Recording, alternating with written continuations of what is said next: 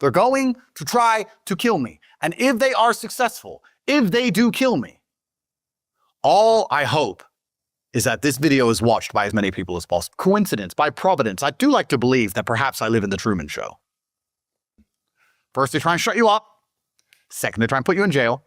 Third, they try and kill you. They only have option 3 left. And that's why we're making this video.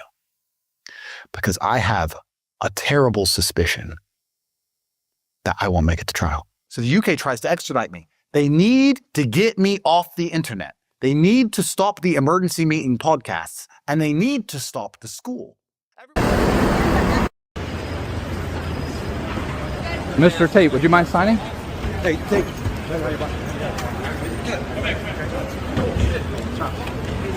Come over here by me. Let's go. Come over here by me. Get up.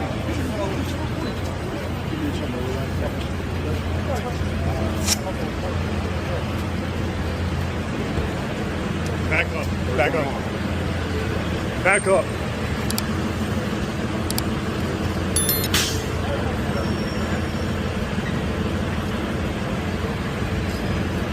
Guys, back up.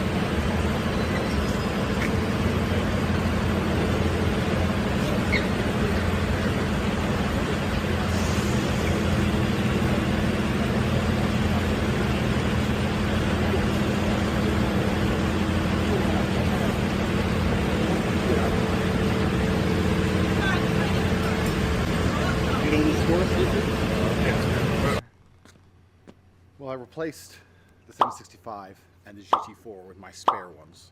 Because obviously you have to have spare ones. Okay.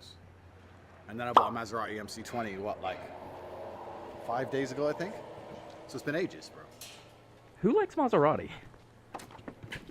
Not really me, to be honest. I test drove it. I wasn't all...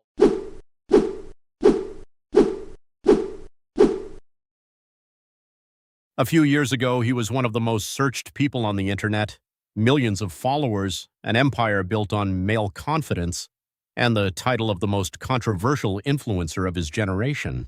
Today, that same man sits in a courtroom in handcuffs, charged with some of the most serious crimes that exist. This is the story of Andrew Tate, how he rose, why so many people despise him, and exactly what's happening with his case right now.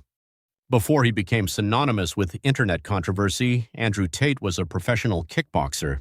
After his fighting career, he moved into reality TV and online business, eventually building what he called Hustlers University, a platform selling courses on making money, confidence, and masculinity. His content quickly went viral, partly because of his extravagant lifestyle, luxury cars, private jets, and partly because of statements about women and relationships that many described as openly misogynistic. Tate has publicly described himself as a misogynist.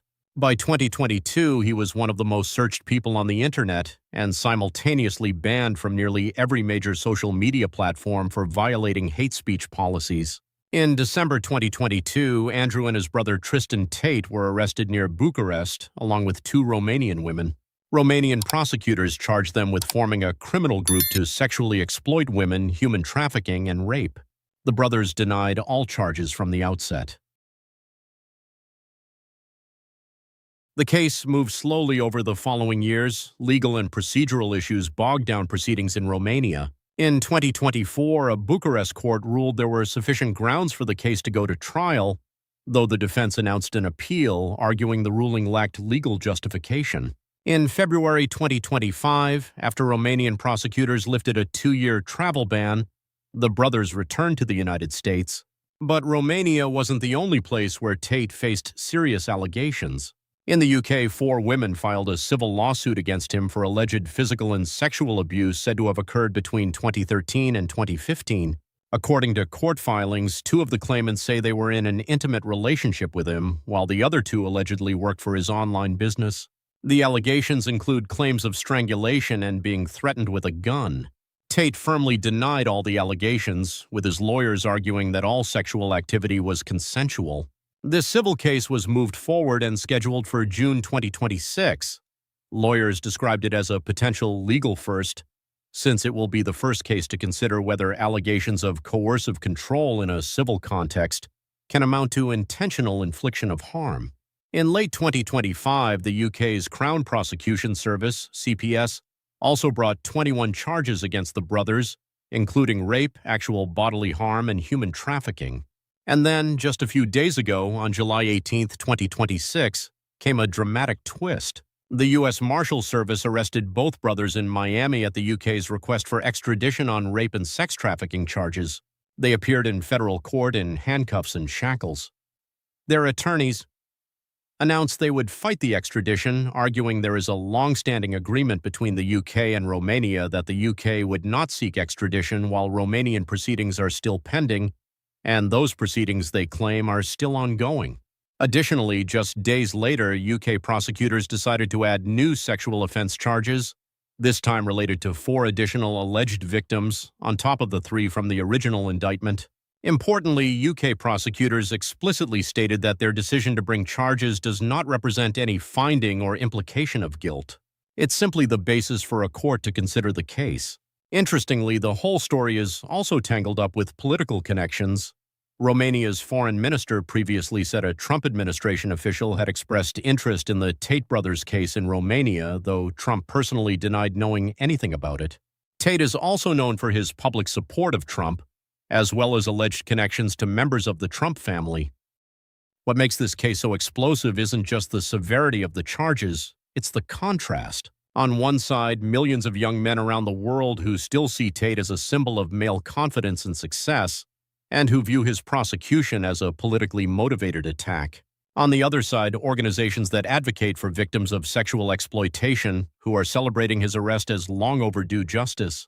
A representative of one such organization said they were grateful to U.S. and U.K. authorities for courageously pursuing justice by arresting and extraditing the accused traffickers. This divide between his devoted fans and those who consider him dangerous is exactly what makes the Andrew Tate case one of the biggest culture war flashpoints of today. Andrew Tate has not currently been convicted of any crime. Legally speaking, all the charges against him remain just that, charges. But with cases in 3 countries, dozens of alleged victims, and an increasingly vocal public on both sides, this is a story that's far from over. Like, subscribe, comment. Do you think this is political persecution or deserved justice? Let me know what you think in the comments and subscribe so you don't miss it when this case is resolved.